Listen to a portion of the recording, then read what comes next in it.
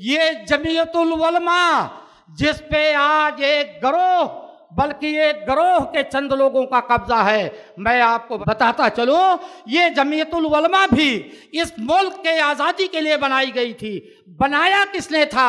मौलाना अबुल कलाम आज़ाद रहमहुल्लाह जो एक पेवर अहले हदीस थे, मौलाना सनाउल्लाह अमृतसरी रहमहुल्लाह जो एक खालिस अहले हदीस थे, मौलाना मोहम्मद दाऊद गज़नवी रहमहुल्लाह जो खालिस अहले हदीस थे। इन तीन लोगों को ये फिक्र दामनगीर हुई और सोच पैदा हुई कि उलमा की एक जमात बनाई जाए अंग्रेज़ों से लड़ाई लड़ने के लिए। तीन के तीनों अहले हदीस थे। पूरे हिंदुस्तान में दौरा किया और उलमा को लखनऊ फरंगी महल में जमा किया और वहाँ कॉन्फ्रेंस हुई, लेकिन हमारे दूसरे लोगों ने इत्तेफाक नहीं किया और इस तहरीक को वहीं कुचल दिया गया। मगर इन तीनों उलमाए अहले हदीस ने हार नहीं मानी। एक साल तक मजीद दौरे हिंदुस्तान के करते रहे, लोगों को बावर कराते रहे कि उलमा की एक टीम होनी चाहिए आज़ादी हिंदुस्तान के लिए।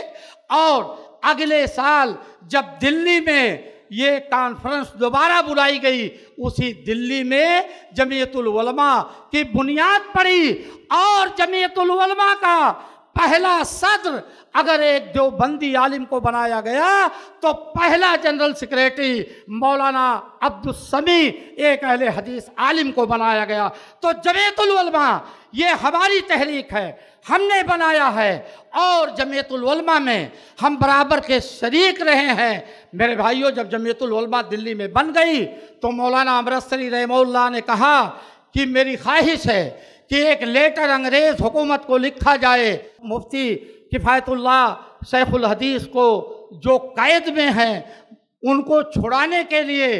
तो मेरे भाइयों, जब ये लेटर लिखा गया तो मौलाना अमृतसरी रहमहुल्लाह ने अहले हदीस होने के बावजूद और जिनको छुड़ाने के लिए लेटर लिखा गया था वो देवबंदी थे, बड़ा मेल जोल अहले हदीसों देवबंदियों में उस वक्त था, आज की तरह से इख्तिलाफ नहीं था।